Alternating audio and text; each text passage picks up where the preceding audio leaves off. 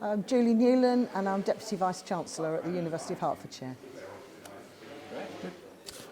Julie, welcome to the Sustainability Conference from Biz for Biz. Obviously a lot of talk about sustainability in the room. How does it impact yourself and University of Hertfordshire?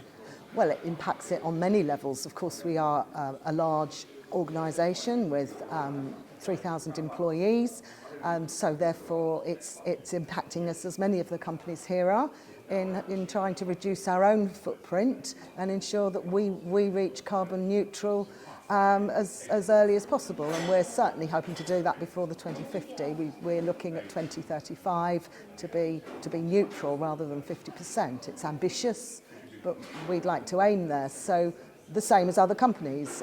That's why I'm here on that level. But of course also for us, it drives a lot of our research. So we work with a lot of companies in our technical and through the research that we do to find ways to help people through technology to be greener, really. And that's around that's both improving productivity, because of course that also reduces carbon footprint, and finding new ways to do things or to stop doing things through technologies.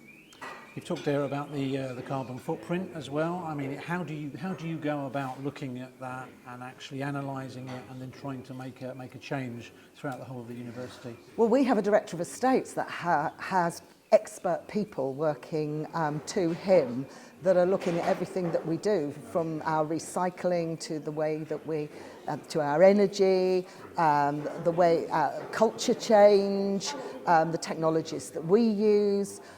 We have a bus company, so it's a really big issue for us there, moving our fleet to hydrogen or electric vehicles.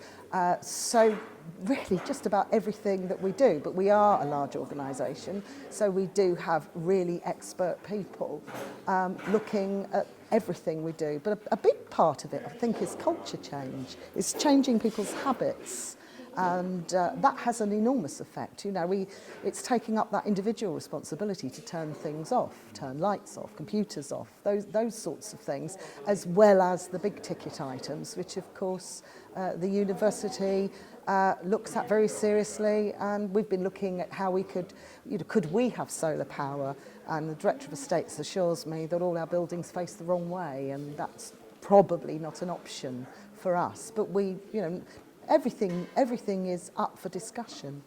From a university perspective, it's not probably true to say that a large proportion of your students are younger people, so you're dealing with a lot of young people.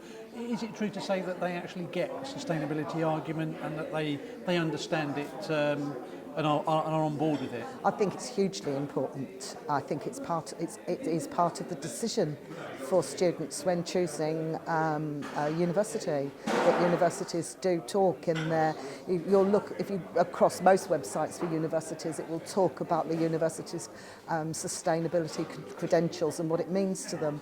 And I think it says something about the values of an organisation that goes beyond sustainability, really. How I think organisations that take this very seriously take their people very seriously. They tend to be really good employers. You don't just care about one thing. You're either passionate about caring or you're not, really. And I think young people get that if you have a strong sustainability